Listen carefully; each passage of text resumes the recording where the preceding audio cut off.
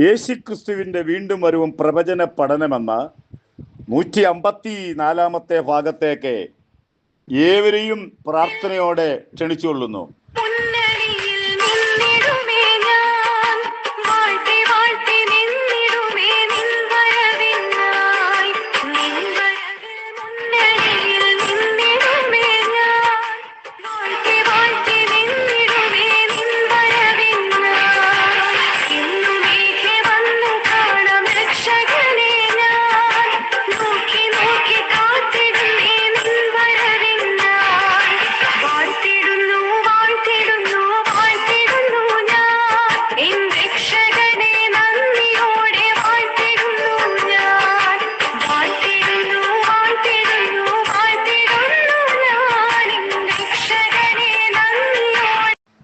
നാം അടുത്തതായിട്ട് ചിന്തിക്കുന്നത് ഇസ്രായേലിന്റെ 2ാം ഘട്ടത്തിന്റെ സമാപന ഭാഗവും മോശയുടെ ശുശ്രൂഷയുടെ സമാപനവും.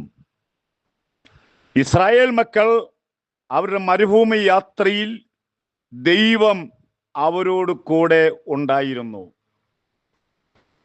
എന്നെ കേൾക്കുന്ന പ്രിയപ്പെട്ടവരെ, നമ്മുടെ യാത്രയിൽ ദൈവം നമ്മോട് കൂടെ ഉള്ളതിനാലാണ് നാം ഇന്ന് നിലനിൽക്കുന്നത്.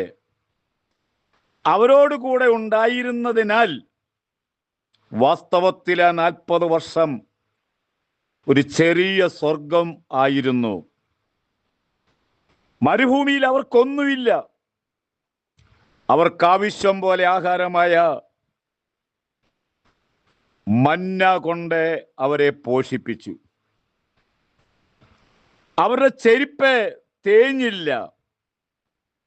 തേഞ്ഞില്ലെന്ന് മാത്രമല്ല, അവർ വളരും തോറും ചെരുപ്പും വളർന്നുകൊണ്ടിരുന്നു. അവർ മിസ്രയീം വിട്ടപ്പോൾ അവരിട്ടിരുന്ന വസ്ത്രം, കുഞ്ഞുങ്ങളുണ്ട്, വലിയവരുണ്ട്, പഴകിയില്ലെന്ന് മാത്രമല്ല, അവരെ വളർച്ചയിൽ വസ്ത്രത്തിനും വളർച്ച ലഭിച്ചു. അവർക്കാർക്കും ഒരു രോഗവുമില്ല. ഇന്ന് ലോകത്തിലെ രോഗമില്ലാത്തവരാരുമില്ല. ആരോഗ്യവാനായിരുന്നാലും ഏത് വ്യക്തി ജീവിതമായിരുന്നാലും ഡോക്ടർമാരുടെ പരിശോധനയിൽ ഏതെങ്കിലും രോഗമുണ്ടായിരിക്കും. ഒരു രോഗവുമില്ലായിരുന്നു. രാത്രിയിൽ അവർ കത്തിക്കുവാനായിട്ട് അവരുടെ കൈവശം വിളക്കുകളില്ലായിരുന്നു. മേഘസ്തംഭം ഇന്നത്തെ ലൈറ്റുകളെക്കാട്ടിൽ നല്ല ശോഭയുള്ള ലൈറ്റുകളായിട്ട് അവർക്ക് തെളിഞ്ഞു വന്നു. മരുഭൂമി ആയതുകൊണ്ട് ശക്തമായ ചൂടുണ്ട്. ആ ചൂടിന്റെ സമയത്ത് മേഘസ്തംഭത്തിന്റെ കീഴിൽ അവരായിരുന്നു. അവരുടെ മധ്യേ സമാഗമന കൂടാരം ഉണ്ടായിരുന്നു. ആ കൂടാരത്തിന്റെ 4 ഭാഗത്തായിട്ട് അവരെ പാളയം അടിച്ചിരുന്നു. എല്ലാ ദിവസവും യാഗവും വഴിപാടും ആരാധനയും അവിടെ ഉണ്ടായിരുന്നു. ദൈവ തേജസ്സ് ആരാധനയിൽ ഇറങ്ങി വരുമായിരുന്നു. എന്നെ കേൾക്കുന്ന പ്രിയപ്പെട്ടവരെ, ഒരു ചെറിയ സ്വർഗമായിരുന്നുവല്ലോ. അത് നിത്യതയിൽ എന്തായിരിക്കുമെന്ന് നമുക്ക് ചിന്തിപ്പാൻ സാധ്യമല്ല. മോശയുടെ മരണം, ആവർത്തന പുസ്തകം 34-ാം അധ്യായത്തിന്റെ 5-ാമത്തെ വാക്യം.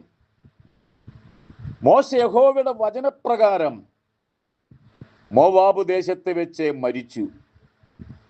നീണ്ട നാൾ ഇസ്രായേൽ മക്കളെ നടത്തിയ മോശ മരിച്ചു. അവനെ അടക്കുവാൻ യഹോവയായ ദൈവം ഇറങ്ങി വന്നു. ദൈവം വരിക എന്ന് പറഞ്ഞാൽ ദൈവം ഒറ്റയ്ക്കല്ല.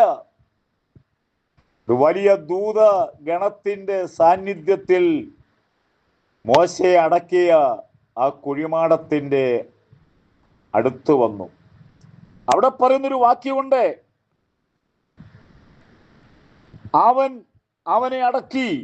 ആരാണ് അവൻ എന്ന് പറഞ്ഞാൽ, മോശയ്ക്ക് അവസാനം ഒരു അടക്കം കൊടുക്കുവാനായിട്ടുള്ള ശുശ്രൂഷയുള്ള വ്യക്തി ഭൂതലത്തിൽ ഇല്ലായിരുന്നത് കൊണ്ട് ദൈവം തമ്പുരാൻ ഇറങ്ങി വന്ന് മോശയെ അടക്കി. അവിടെ വേറൊരു കാര്യം കൂടെ പറയുന്നുണ്ട് 14-ാം അധ്യായത്തിൽ. മോശയുടെ ശവക്കുഴി ആരും ഇതുവരെയും കണ്ടിട്ടില്ല. കാരണം മോശ അവിടെ ഇല്ല. മോശ അവിടെ ഇല്ലെന്ന് പറയാനുള്ള കാരണം എന്ത്? യൂദായുടെ പുസ്തകം ഒരു അധ്യായമുള്ളൂ. 9-ാമത്തെ വാക്യം നമ്മൾ വായിക്കുമ്പോൾ മോശയെ സ്വർഗത്തിന് ആവശ്യമായി. സ്വർഗത്തിൽ ആവശ്യമായി. ഏലിയാവിനെ ആവശ്യമായതുകൊണ്ട് ഉടലോടുകൂടി ഏലിയാവിനെ നേരെ സ്വർഗത്തിൽ കൊണ്ടുപോയി. മോശ മരിച്ചെങ്കിലും ഉടലോടുകൂടി സ്വർഗത്തിൽ കൊണ്ടുപോകാൻ വേണ്ടി സ്വർഗം തീരുമാനിച്ചു. ഇതാ പ്രധാന ദൂതനായ മീഖായേൽ മോശയുടെ ശരീരം കൊണ്ടുപോകാൻ വേണ്ടി വന്നപ്പോൾ പിശാച് അവനോട് തർക്കിച്ചു വാദിച്ചു കൊണ്ടിരുന്നു. എന്നാൽ കർത്താവ് നിന്നെ വത്സിക്കട്ടെന്ന് മാത്രമേ പറഞ്ഞുള്ളൂ, വേറെ ഒന്നും പറഞ്ഞില്ല. മോശയെ ഉയർപ്പിച്ചു ദൈവത്തിൻ്റെ അടുക്കൽ കൊണ്ടുപോയി. കാരണം സ്വർഗത്തിൽ മോശയെ ആവശ്യമാണ്. ഈ സ്വർഗത്തിൽ മാത്രമല്ല, ഭൂമിയിലും മഹോദ്രവകാലത്തും ഏലിയാവിനെ കൊണ്ടും മോശയെ കൊണ്ടും അന്തിക്രിസ്തുവിന്റെ കാലത്തെ അത്ഭുതങ്ങൾ ചെയ്യുവാൻ ദൈവം തീരുമാനിച്ചു കഴിഞ്ഞു.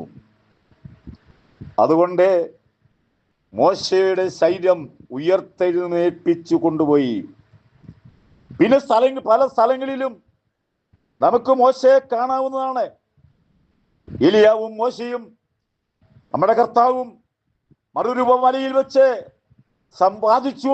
സംസാരിച്ചുകൊണ്ടിരുന്നത്. നമ്മുടെ പത്രോസ് പറയുന്നു, നമുക്ക് ഒന്ന് കൂടാരം ഉണ്ടാക്കാമെന്ന്.